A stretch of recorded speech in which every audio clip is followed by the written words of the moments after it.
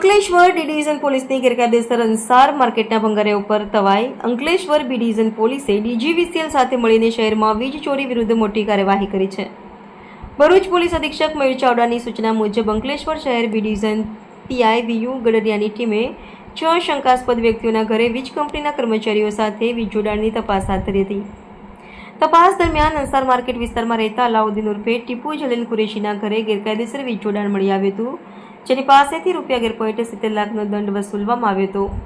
માંડવા વિસ્તારના પ્રકાશ ઉર્ફે પકો મગનભાઈ વસાવાના ઘરેથી પણ ગેરકાયદેસર વીજ જોડાણ મળી આવતા ₹20,000નો દંડ ફટકારવામાં આવ્યો છે.